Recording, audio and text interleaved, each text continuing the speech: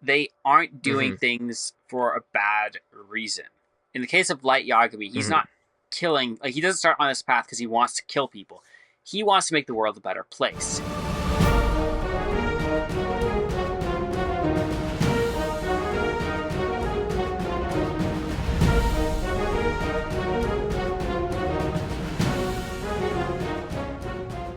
Hello, ladies and gentlemen. Welcome back to another episode of A Lost Plot. This podcast by storytellers for storytellers so that we can tell better stories ourselves. As always, I am your host, Maverick, and today we have back with us our wonderful co-host, Avalon, to discuss with you one of our classic series movies worth watching. What makes a movie compelling? What makes you want to keep watching it, to continually be engaged in the plot? That's what we're talking about today, and today's topic is going to be the idea of creating compelling initial stories. Also, the backstories, all of the things, the motives, the involvement that brings you along into the plot so that when you first watch the film, those first, 5 minutes of introduction are actually compelling enough for each individual character to get you invested in that character. So, just looking at this was originally inspired by, multiple conversations, but the most recent one was in Code 8, which if you haven't watched that review, we encourage you to go back and review it. It's a 2019 film that's currently hosted by Netflix, so not that hard to get a hold of, but in it, you have this side character known as Mary, who's Connor's mom, and she is a catalyst for Connor getting involved in the plot, the protagonist getting involved in the plot. And one of our big takeaways was that she's a very stock side character. And while she was compelling for getting the protagonist involved, she felt lacking in a lot of ways. And the question then becomes, how could we make her character better, more compelling? What could they have done so that we see this character as a genuine, real person that we're rooting for in her own way? So, Alan, what are your initial thoughts talking about what makes a character compelling? Yeah, now in the case of Mary, the interesting thing to keep in mind is that she is a side character and we only have so much screen time with her. So whatever we do, whatever is done character wise has to be quick. And it has to be like but also compelling, like enough hooks to get us engaged with her character, but also to empathize with her too. And we want her to Hmm. be unique enough that she stands apart from the other mom characters out there. So like how do we do that? Like we need to figure out like what is the hook that makes her different, that makes her stand apart, while also being like someone we root for and or at least care about and want to know what's happening with her too. I know there are ideas and thought processes around what Mm-hmm. makes a character compelling. And so Yeah. I think just starting off the discussion, I'd love to hear your thoughts on what you think are the attributes that make a character more compelling. Yeah. Well, I mean, obviously we need a empathetic hook for a character, something like that, like something that will get the audience to like care more about that character as opposed to the other characters. You arguably, in case of Code 8, have that with Connor, the relationship with Connor and his mom. Um, Maybe, and I guess that might be enough to get you at least a little invested. But the movie doesn't really do much more after that with her character.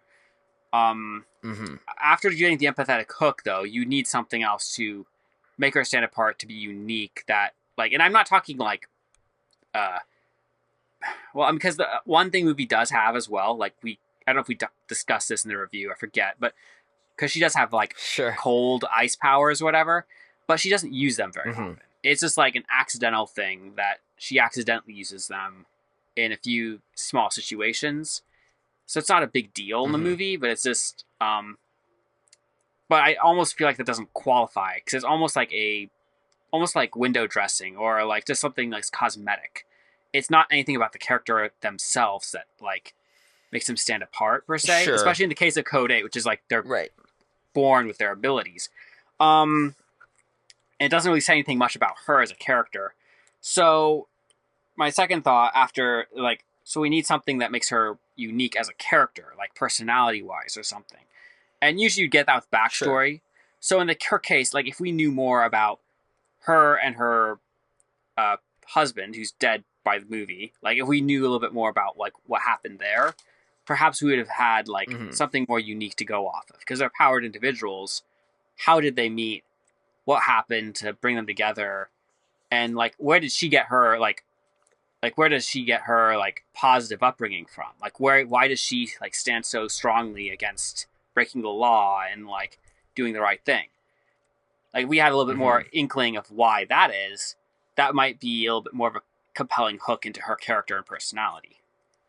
So I don't know what your Right. thoughts are Well, on that, but especially because yeah, I think that that's an interesting point to go off of. So, um, I think in regards to her as a character, she's very clearly moral, right? mm, She has this moral motivation that you do the right thing. And I think that morals are important as a guiding compass for any character. And so establishing that right off the bat is good.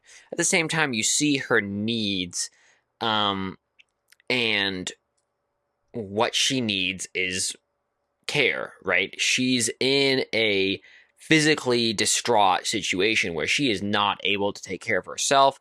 Her son isn't even able to take care of her because she has cancer, right? And she needs medical treatment. And so you have some sort of need, but you also have a moral guiding compass for her. And so they start those things off right. The thing is that there's no hint of more to come, right? There's no hint at a character arc or maybe an opportunity for growth. mm, So now other than maybe a basic frailty aspect for her, and that doesn't develop as you see in the film. if the movie had done more to show, like for example, Connor's coworkers, like at the Mm-hmm. construction site, they know who she is. Like if we heard them discussing her briefly, that might have been more interesting to get another take on her character and like develop her a little bit more, like just another perspective on someone else. Because that's how like because we Mm-hmm. all don't have the same perspective on things, and like if you hear other perspectives, it gives you like a better picture of who a person is from someone else. Like you get Mm-hmm. understand how other people perceive them. No, Uh, I think that that's valuable because you get the impression of the society and environment, and that does color how they're viewed because sometimes mhm, that's really positive, sometimes that's really negative, right? And that can play into what people think about someone is what you hear from the people around you, right? So mhm, in her case, and let me just go into my general framework of how I understand films to work, especially in regards to this initial introduction, right? And a lot yeah, of this, frankly, is completely built off of an understanding of what Angela Ackerman and Becca Puglisi created in their books on how to write. So taking those concepts and applying them to the film genre just to understand what makes compelling initial characters. And a lot of that has to do with a balance of both flaws and positive attributes, right? So yeah, how do you both show a character that's flawed but also compelling by being positive? And what does that do for you, right? Um, Flaws help humanize the character, right? It helps make them relatable. It helps us to see that there is something that they have a problem with because we all have problems with something. And so even if we don't have that direct flaw, right? Let's just say greed, although I think greed is very relatable, at least to some mild degree with everybody. But, if you don't have greed as an attribute of yourself, you can still see how someone would desire something that someone else has and relate to that attribute. But the thing beyond that is that if you see someone has a flaw, you have a promise of a potential opportunity for something to be overcome, right? A promise of a character growth, a character arc that could occur throughout the adventure of the story. And so flaws give us a great opportunity to see that, right, and get instantly engaged in the plot, right? There's always, when bad things are happening or someone has something bad going on in their life, there is a sense in which we as people gravitate toward that. The negative is something that's easily gravitated toward. Look at the news. It's all negative, right? Or look at if a fight breaks out, everyone goes to watch, right? Like that is a stereotype for a reason because we are drawn to the negative naturally. It just naturally occurs. You have to hear, I believe it's 8 times as many positive things to every one negative thing that you or one every positive thing that you hear in order to have a balance in your life. That's what they say. Anyways, regardless, like the idea is that we're always drawn to the negative, and so that's a very good hook, right? And gives a promise for potential future. At the same time, if you have a positive attribute, what that provides for you is something to admire about that person, right? You don't just want to see a negative person and negative attributes all the time, because it gets depressing, and frankly, it doesn't promise you or give you hope that there's something good that's going to come out of this. But when you see a positive attribute, it gives us admiration for them. It lets us know that they're someone that's worth watching and getting to know better, and all of that stuff, by watching their journey play out on the big screen. And so the positive attribute helps balance out the negative attribute and gives you a promise that not only will we see a character arc, but we see someone who's trying to strive for good things. So that's the general premise that I take when I'm approaching a character that is introduced into a film. So, for example, just thinking about someone like Frodo Baggins from The Lord of the Rings, because you know how much I love bringing up Lord of the Rings in this podcast. So, Frodo Baggins is someone who you see who is very much a optimistic character, a somewhat adventurous character, right?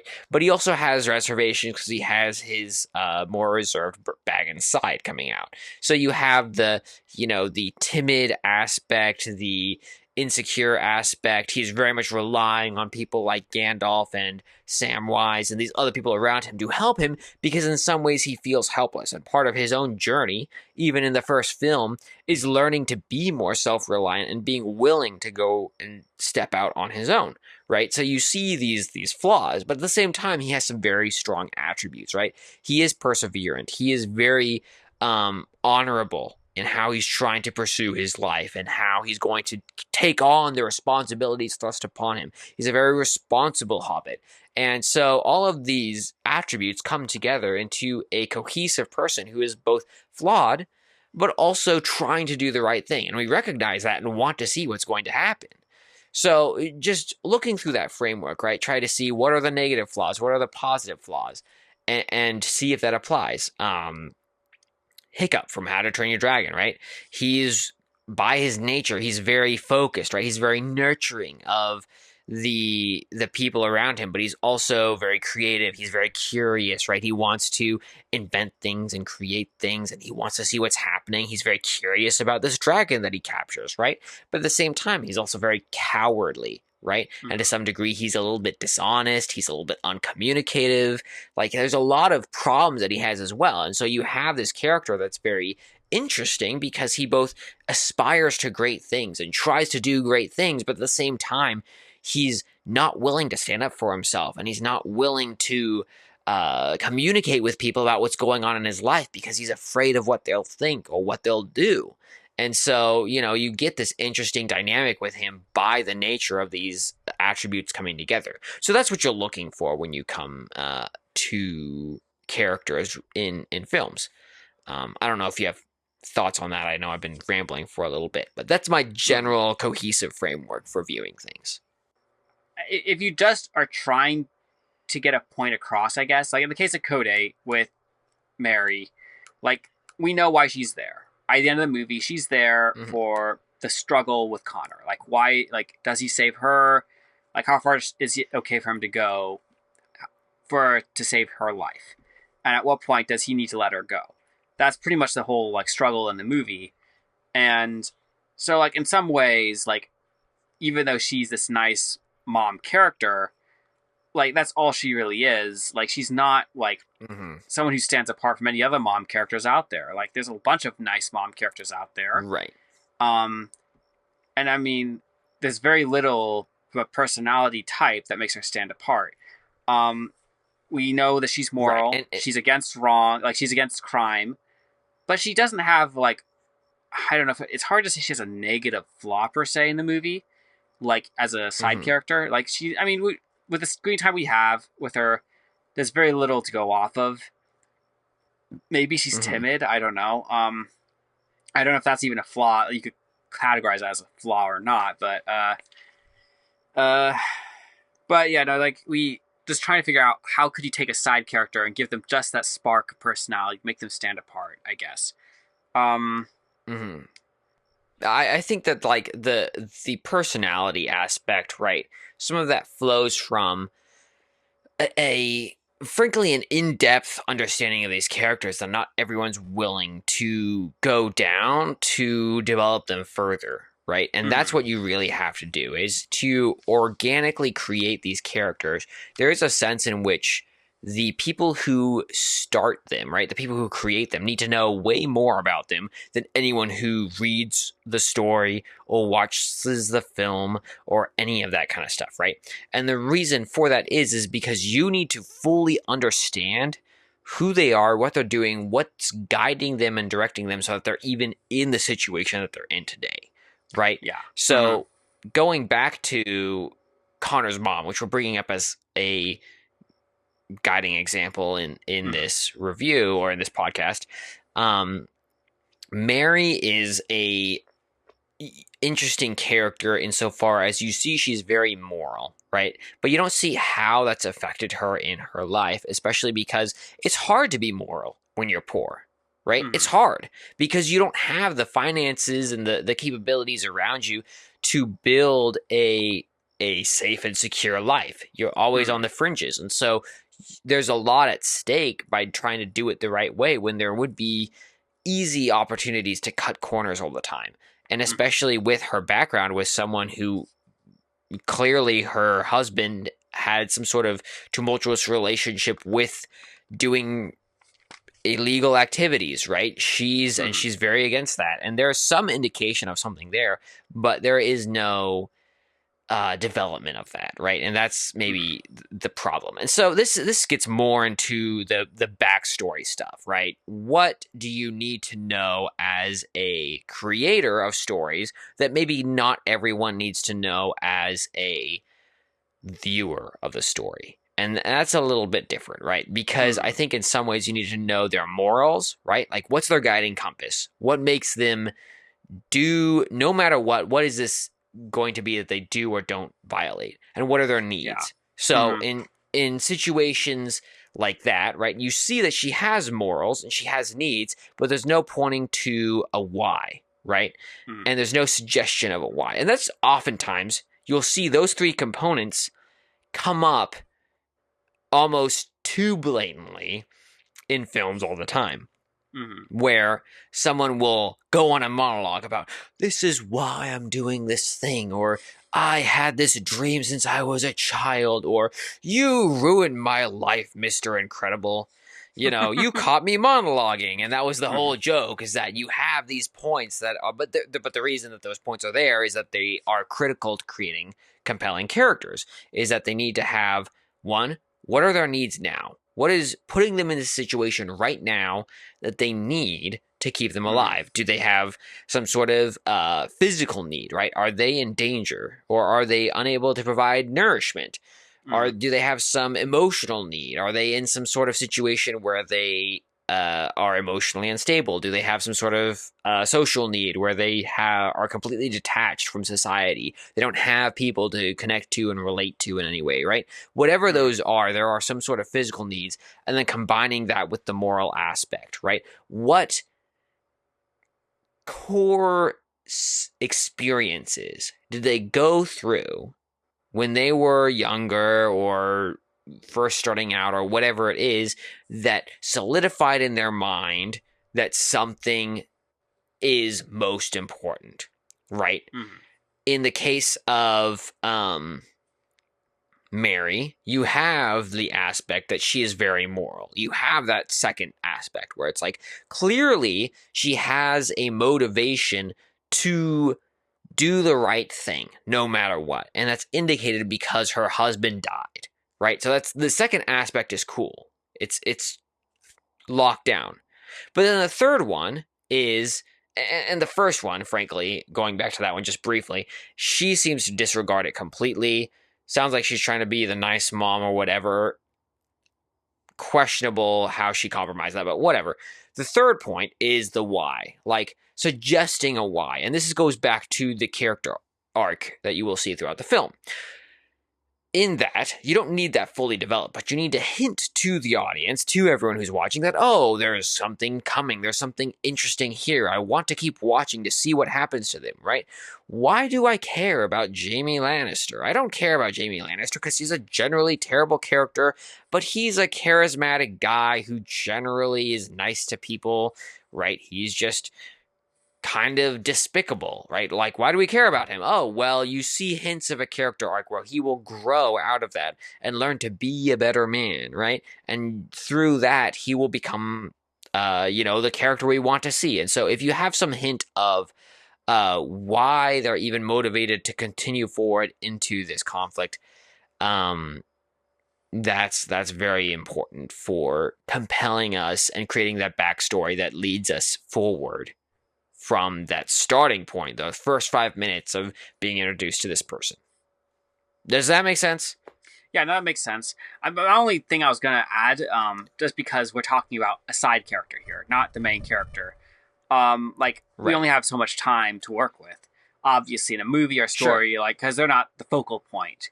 They're there, and we want to make them interesting, and maybe even give them like a mini character arc in the background. But at the same time, we don't want it to pull too much focus from Connor or from whoever the main character is, like whatever story we're talking about. In the case of, and just brainstorming a little bit, just after what you were just saying about Mary, one thing that could have been interesting, and like maybe give it a little bit more why she's against crime, whatever, is it could be insinuated at some point, because we already know his dad is a criminal. Like, he was a criminal before he died. Like, it could be revealed, like, towards the end of the movie or something, that she was too. That she helped him. And then she, changed. Like, she had a character growth moment. And maybe the reason she didn't want Connor to go into crime is because of her experiences in crime. And she's like, I learned the hard way what happened and this was like. I didn't want you to go through that too. And maybe, that would have given more emotional depth to the character and added more to the movie as a whole and to the struggle and everything. So, right. I mean, well, even playing off of that even more, I think it would have been interesting if she felt some sort of guilt for, in some ways, feeling like she led to the death of her husband, right? Or contributed to that. And whether she was or was not actually culpable in that situation, if she felt that could very much lead to a sense of her saying, you have to do the right thing, right? Because I didn't, and that caused the death of this person that I loved, right? And she's never going to do that again, right? And that would have been very compelling as a why for her. And then when you reveal that for some point in the future, it's important, right? And so I think too, just playing off of that, sure, side characters, it's going to be a little harder to play this out compared to main characters. But even going to How to Train Your Dragon, right? Just brainstorming that off the cuff right now, let's talk about Astrid. Astrid is a character who, she has some very positive attributes about her, right? She's super competent, right? In regards to being a young buck who's coming up in the dragon training scenario, right? She knows how to do all the right things. She's very good at doing all the right things, and she's very good at fighting dragons. But at the same time, she is also very arrogant, right? She's super self-conceited. She thinks she's the hottest stuff on the market and that no one can touch her in regards to their capabilities in fighting dragons, right? And so that character arc flows organically into the interactions with Hiccup, where he comes into contact with her, and with his training with his own dragon, he actually becomes better at the dragon training than she is. And that leads to conflict in her own life, where she needs to figure out, okay, what do I believe? What do I know? And she comes into a huge climactic situation for herself, and it's a mini climax, right? When she confronts Hiccup, and Hiccup takes her flying, and she ends up almost dying, and she freaks out, right? She loses her mind. She goes, oh my goodness, I'm sorry. I don't know what I'm doing. All this stuff. And in a minute, her mind's changed about this whole situation, right? She realizes that she was wrong, that she needed to learn, and you get that whole character arc, right? You get this character arc that she needs not necessarily to be the best, right? But she needs to understand where her place is in the world and what she needs to do. And her ability to contribute to that is more important to her than necessarily being the best or most competent at things, even though she is fairly competent still and even picks up dragon riding pretty quickly and all of that stuff. So it does apply to side characters. Hopefully that example was clear enough. I don't know if you have any other feedback to provide in that example, but The only other thing I was going to mention, as far as side characters go, uh, is Quirks, and I don't want to undervalue Quirks as a thing because sometimes a quirk can say a lot without it's like a visual thing. It can say a lot without even saying much. It's even like something say from the say you have two guys friends who do a handshake or do some kind of ritual thing where it's you can just use that kind of handshake or interaction if they do it repeatedly to showcase the depth of their friendship. Whereas it doesn't, you don't have to say they've been friends for a long time. You see them consistently doing this thing throughout the movie. It kind of speaks for itself, saying, "Oh, these guys are friends for a while," or whatever. Another thing, another quirk that comes to mind is as Peter Quill and his music, where it's his attachment back home, where it's you don't have to say he's misses his home. You don't have to say that he misses you don't have to say anything about Earth or anything like that. You can see by his constant playing of music from Earth that he misses home, that he wants, and he almost wishes he could go back, and he misses his mom. It says a lot about his backstory, just with the music itself, and it does get explained, but it's this little quirk of his character that you see throughout the movies, where it's just this love of Earth music. Yeah. Well, and the other thing too is that even creating a quirk for a character, right? A something simple that is he loves music and he plays it on his Walkman, right? That seems like a simple thing, whatever. But by providing that for him, that actually provides additional opportunities to provide unique conflict, right? Where he uses it to try to get Gamora to fall in love with him, or he uses it to have an extra point of conflict with the people who are in the prison when he's trying to get back his stuff. It's a great opportunity to provide that extra dynamic interaction because they have this quirk and they're super into it, right? So I think that that's not to be discounted at all. It's a great way to differentiate people as well and to show how much they care about something in their lives, because all of us have some weird quirk, something that we're super into or we have to do or whatever it is. We have one of those and it makes us stand out compared to our siblings who make fun of you, or your parents who are maybe you should stop doing that, or whatever it is, that exists in all of us. Not that I had a quirk in mind for Mary, her character. I just felt that needed to be said. And admittedly, if in her case, if you're come up with a quirk, it would almost have to be something related to her husband or her power or something, or just almost in some instinctive thing she does in the background where it's repetitive but also telling. I don't know, almost like a jitter or something. I was curious because one of the things, or even so, I guess I just thought of one, maybe in her case, because we bring up his dad. We keep using his dad as an example because he's not present in the movie, and even though clearly it's supposed to be important in the movie, maybe how if there was a picture of his dad and how she interacted with the picture could be a quirk or something, almost whether she was praying, almost or talking to the dead or some kind of thing, or it's she was, whether she'd be angry or she's I don't know. You know, she starts accusing, looking in anger at the picture, starts accusing her former husband of this is, you started this and brought us on this path, almost saying she blames him for some of it. It might add to her character on a certain level or something. I don't know. Just just using a picture as a quirk, or as some kind of thing that she uses as a almost like a crutch or a visual reminder to herself.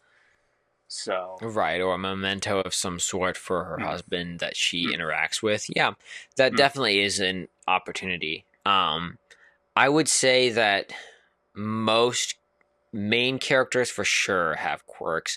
Side characters, the best ones, definitely have at least some quirk indicated of mm. them. But is it critical for side characters? Maybe not. But if you're Yeah, not no, it's going to, just you definitely want to brainstorming. have everything else fully developed, right? About that character, what their motives are, what they Mm. believe in, what their morals are, what they need, what's positive about them, their negative attributes, all of that kind of stuff, right? That needs to be fully developed so that, like, what their why is. And if that doesn't have to be developed now, but it needs to be hinted at so that it can be revealed later, right? Mm. Organically, let me just say. No monologuing. Stop that. What I was curious about is in a lot of situations, and I know that this doesn't always happen in films, but there are a couple good examples of things like the Joker or things like Dostoevsky's Crime and Punishment as an example of a book where you Mm. have a character who's a protagonist and they're still compelling or interesting or maybe even Light Yagami from the Death Note series, right? Mm. Characters who are bad guys in a lot of sense of the words, but at the same time they're the protagonists, they're the person we're following, and there's a sense in which we can't look away, right? We're watching this and we're like, wow, this is crazy, like this is going on, and you don't exactly always root for them, but there's something about them that still makes them compelling enough that that initial 5 minutes or 10 minutes or whatever it is makes you want to keep watching. And I guess just brainstorming off of you right now, was curious what your thoughts are. What makes these more villainous type characters who are protagonists compelling? Well, I think, at least in two of those cases you mentioned, they aren't doing Mm-hmm. things for a bad reason. In the case of Light Yagami, he's Mm-hmm. not killing, like, he doesn't start on this path because he wants to kill people. He wants to make the world a better place. He actually legitimately wants to get rid of crime and, like, bring more justice to the world. So it's like, there is an Right. aspect where, like, even though he starts this villainous dark path, it's not because he wants to do evil. It's because he actually has, like, the part of the hook is he's actually got a good reason behind it. And then going Right. Crime and Punishment, I forget the main character's name, but like when he goes to kill the old woman, the Raskolnikov. Yeah. yeah, he he thinks sees it as a moral like positive, whereas like this woman has been cheating other people because she's a pawnbroker, like she's like Mm-hmm. taking like giving money for people's stuff, like and like it's like and charging things at interest more or less, and so like, he Right. sees getting rid of her as like this overall good, and even plans maybe to give the money to the poor or charity or something to do good with it. Like, oh, it would be this.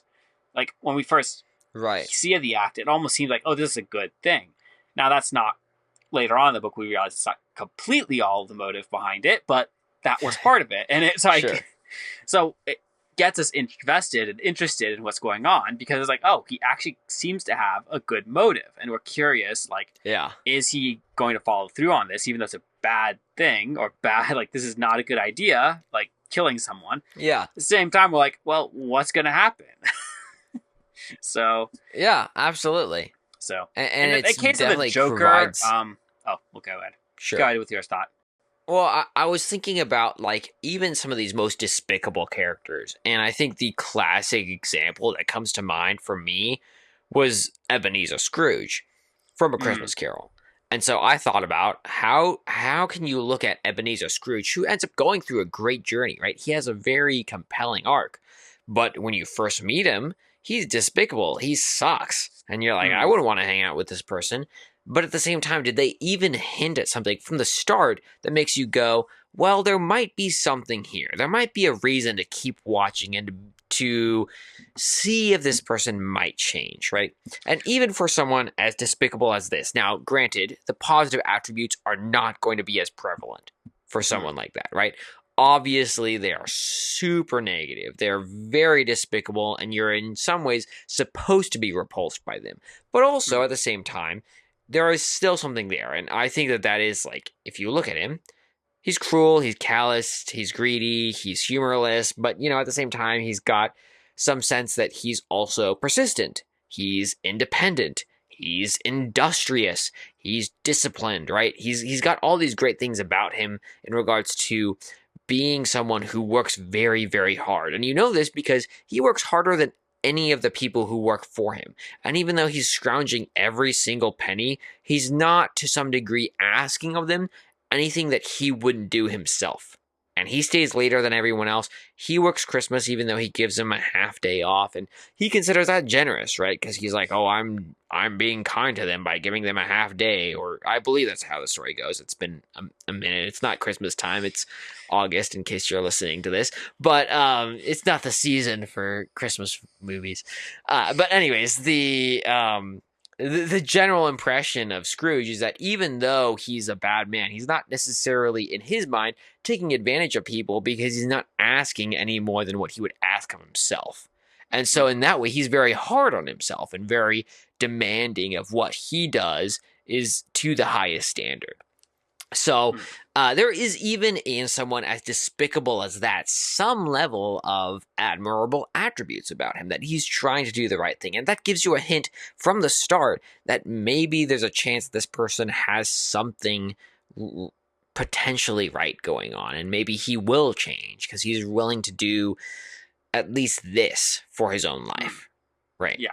That was my initial thoughts. I didn't fully analyze every anti-hero or negative character that I presented to you, but those are my initial thoughts. Yeah, no, and admittedly, we don't have the time to go through every single character, but of course not.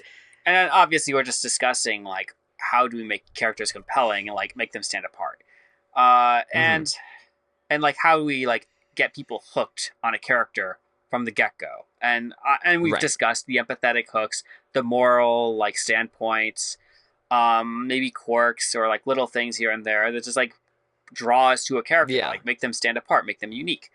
And to go back to the Joker, like, because you just briefly mentioned him, because like the Joker is this weird case of a villain, and in fact, several of Batman's villains are like this, where it's like they don't necessarily, because in truth, they're not really fully developed characters per se.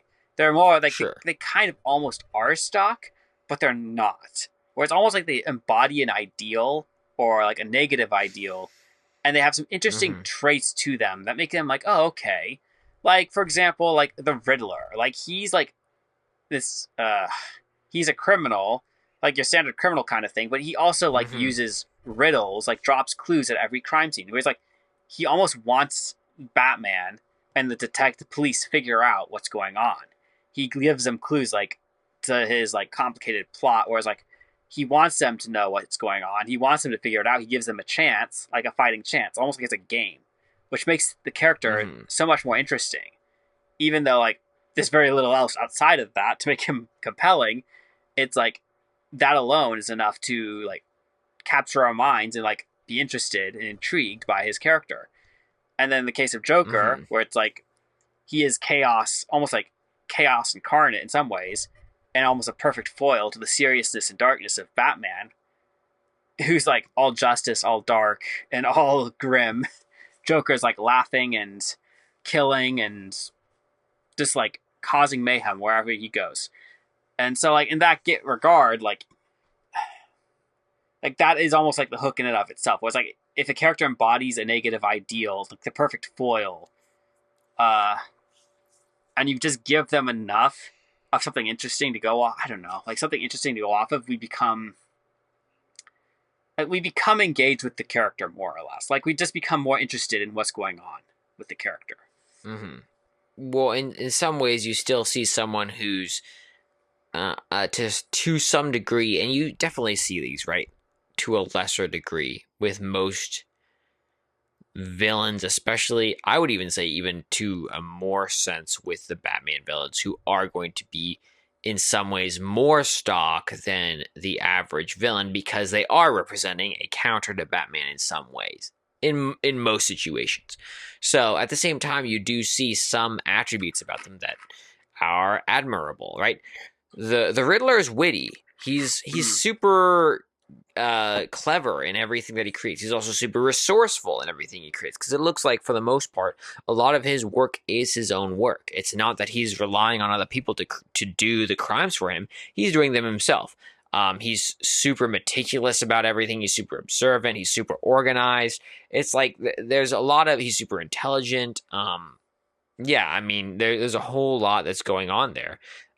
So it's not that he's a foolish man who's just doing evil things for the sake of doing evil things, but that he actually has a lot going for him in regards to a individual. And a lot of those traits are things that we would look at and say, yeah, you should be intelligent. It's great to interact with a witty person. It's great to interact with a intelligent person, right? All of those things are great things to see in someone else. So we generally see those as admirable traits. And that's what makes, even villains, more compelling.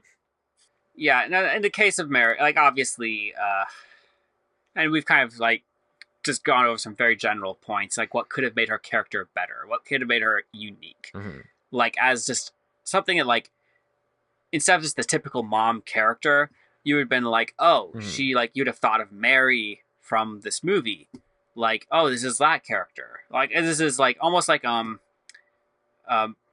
Mary Jane, Aunt May. I'm sorry. I don't know why. I don't. Okay. I do not know why my brain blanked on that from Spider-Man. But it's like Aunt May. Like when you say Aunt May, like she does stand apart from all the other like characters like that out there because she is different and she is kind of unique in regards. And everyone knows who you're like. In a way, when you say Aunt May in regards to Spider-Man, you know who you're talking about. Like someone very specific. Yeah. So it's like what kept Mary from being an Aunt May.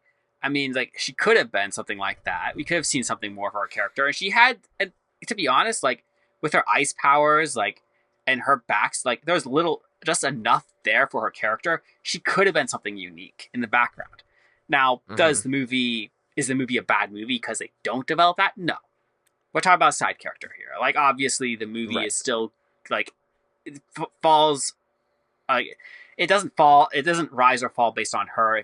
Rises and falls based on the conflict in the story of Connor and Garrett and Sutcliffe and some of the other characters going on. But since she is such a driving character in the movie where it's like she's so important to Connor, it's just such a shame in some ways that we didn't see more like development out of her. Like more, and there was just all those hints dropped. It just would have been cool to see like some more going on there. And I think a lot of movies could benefit from this. Like they could develop these side characters and like draw something like draw some like tapestry like out of the background that just like hangs over everything and just makes it more compelling, more interesting and more engaging. Like just makes it like just enough to make it like a masterpiece or a classic. So, and that's just what we're talking. Like that's why I bring this up. So yeah. And let me just say, as a little teaser, maybe we'll deal with this in the next Movies Worth Watching, but when it comes to motive of side characters, that's a great opportunity to provide very strong conflict in the plot. So, yeah, there we go. That's the pod. We hope you all enjoyed. As always, we hope you'll see us next week. Give us the like, the subscribe. Anyways, we're done with that. We'll see you all next week.